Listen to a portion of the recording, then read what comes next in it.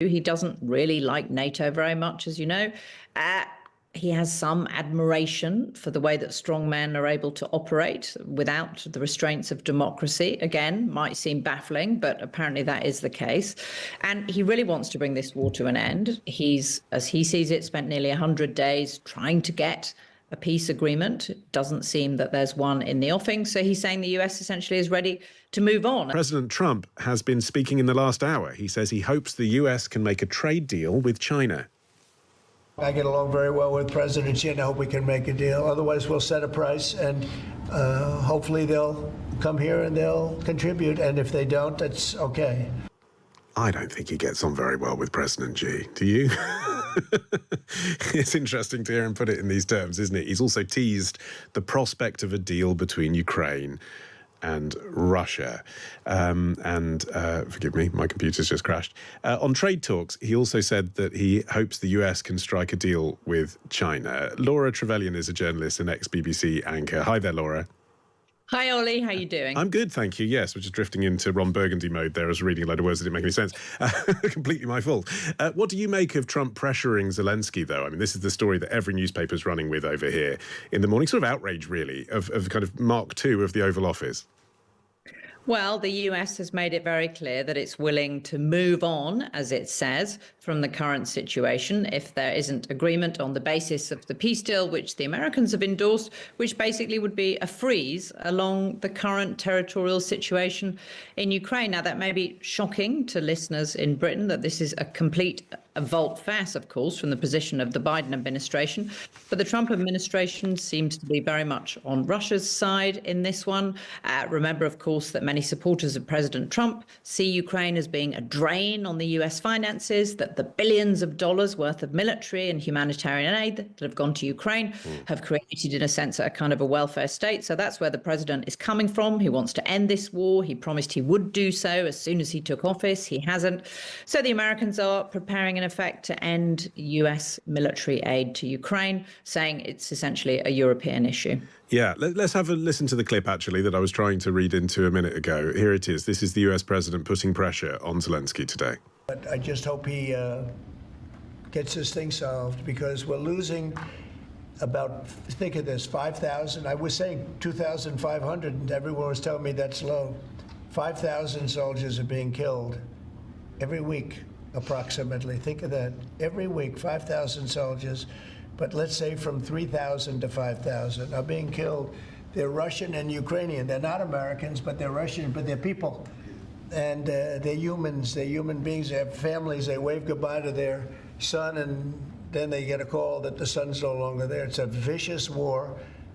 And if I can help solve it, you know, we're not losing our soldiers, but we're losing soldiers, a lot of people.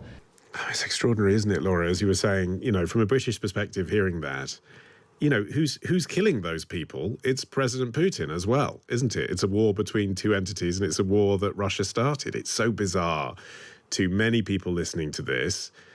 I guess you can understand why, from his perspective, with his policy, he would criticize Zelensky for saying that he wouldn't give up Crimea, for example, but to not criticize Putin at all, that's the bizarre bit, isn't it? There's no harsh words for the man who started the war.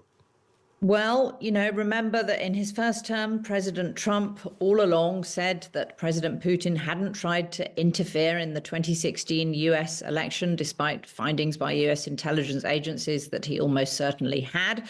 So President Trump always defends, in a way, those people that he perceives to be on his side. And he has long felt an affinity with President Putin. He's also long sided with Russia on the question of Ukraine, describing it as basically part of Russia. So he just has a completely different worldview, a completely different strategic view. He doesn't really like NATO very much, as you know. He has some admiration for the way that strongmen are able to operate without the restraints of democracy. Again, might seem baffling, but apparently that is the case. And he really wants to bring this war to an end. He's, as he sees it, spent nearly 100 days trying to get a peace agreement. It doesn't seem that there's one in the offing. So he's saying the US essentially is ready to move on, and thus trying to put pressure on President Zelensky. I think the question really, and Ollie, you'll be better placed to answer this, is what will the Europeans do if the US does stop all military aid to Ukraine? It feels almost like he's pushing us to come up with an answer to that question, doesn't it? Let's move on ourselves, actually, though, to this other story about the trade tariffs. You know, as important, more important for Americans, a trade deal with China. Is he any closer to striking a trade deal with China tonight, in your assessment? Well, it's a great question. Top Chinese finance officials are in Washington for the spring meetings of the IMF and the World Bank. Is it possible that they could drop by the White House while they're in Washington? We don't know.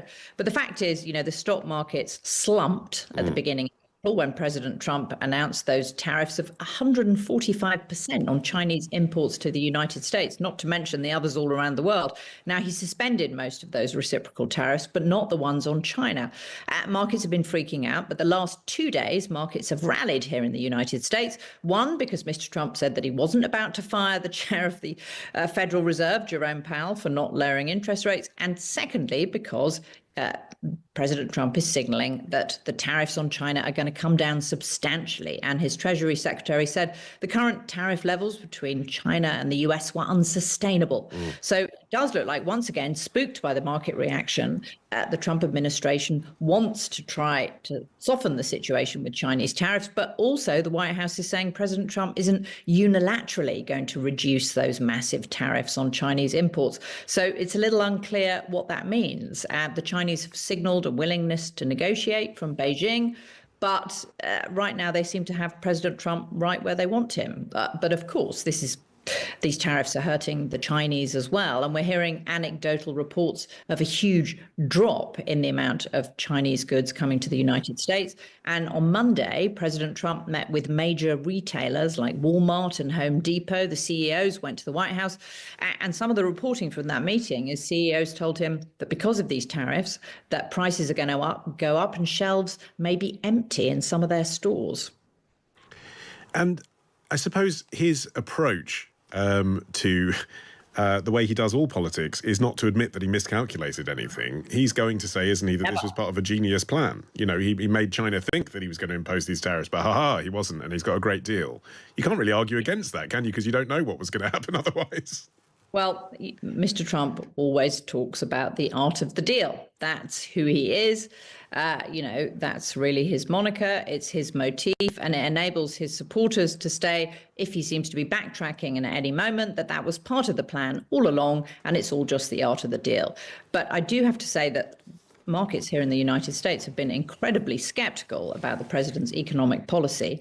And now what you're seeing is that the general public, in the latest Reuters poll, 37% of people, only 37% actually approve of President Trump's handling of the economy.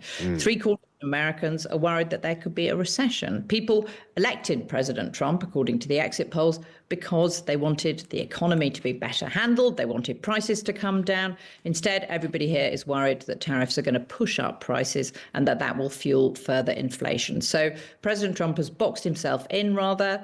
And the worry that some financial analysts have is that even if the tariffs are unwound, some damage has already been done. All right. Laura Trevelyan, journalist and ex-BBC anchor who's been covering the US since 2004.